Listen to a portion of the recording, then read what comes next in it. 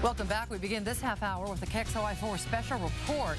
They are often a community's most feared ex-cons. Right now, about 1,500 sex offenders live in Spokane County. They range from level 1 offenders, lowest risk, to level 3 offenders, the ones the state thinks are most likely to reoffend. Convicted sex offenders live in nearly every Spokane neighborhood. But one man reached out to KXLY4 saying that they are being unfairly dumped in his community. He contacted KXLY4's Melissa Luck, hoping for a solution. She's working for you in West Central Spokane. I'm a lifelong resident of the West Central neighborhood. Kelly Cruz knows what you might think of the place he's always called home. He knows a lot of you call West Central Felony Flats, and he's committed to changing his neighborhood's reputation. Hi. Stop by the shop and get a sucker? No. We got some today. It's the people here, these kids and these families, that prompted him to lead his neighborhood cop shop and make his new mission personal. Concerns about, particularly about 5 houses in the neighborhood where they were, for lack of a better term, warehousing sex offenders. He's talking about properties where offenders can live immediately after they're released from prison. Certain offenders qualify for the state's housing voucher program. If they get out early because of good behavior, the state will pay their rent, $500 for up to 3 months.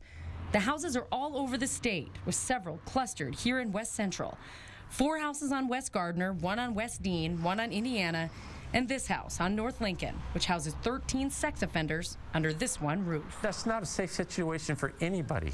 Walking through this neighborhood, it certainly seems like a lot. 7 homes in one geographic neighborhood, some with multiple sex offenders, all living on your taxpayer dime.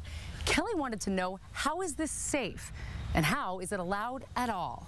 This clustering is not isolated to West Central. It's not isolated to Spokane. It's a problem across the state. I think Bob Story runs the housing program for the State Department of Corrections, a program born out of the 2008 recession.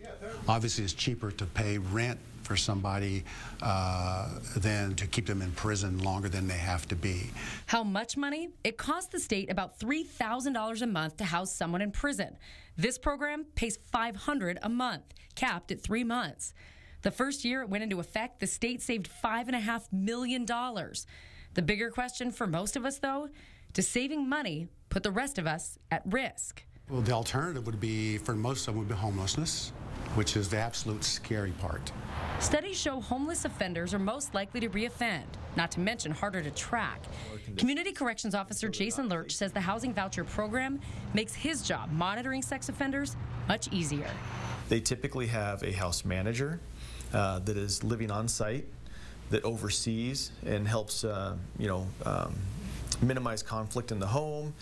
They notify us when issues arise. The houses here don't allow alcohol or drugs. Lurch says the 7 homes in West Central have seen a dramatic drop in 911 calls since the offender program was implemented. DOC believes offenders forced into structure means a safer community all around. We get that the emotion comes out because there's nothing more heinous than a sex offense, but at the same time, you can drive a person more into deviancy if you don't treat them with respect, give them the resources. Still, Kelly wants to know why his neighborhood.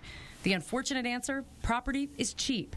Landlords who buy into this program get more bang for their buck in neighborhoods like West Central, where big old homes are bought for low prices, then cut up into apartments where landlords can make money.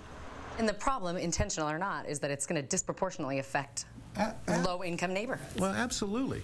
And that's the reality, the state says, when communities and landlords aren't exactly stepping up to welcome sex offenders. Placing them in the house.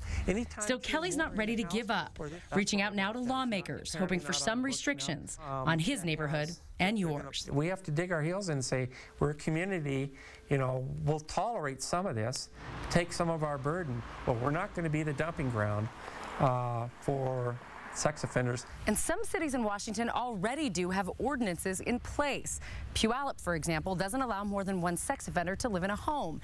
Other cities require permits for transitional housing. Kelly's reached out to city leaders and state lawmakers. We'll let you know what happens next. I'm Melissa Luck, KXLY4 News.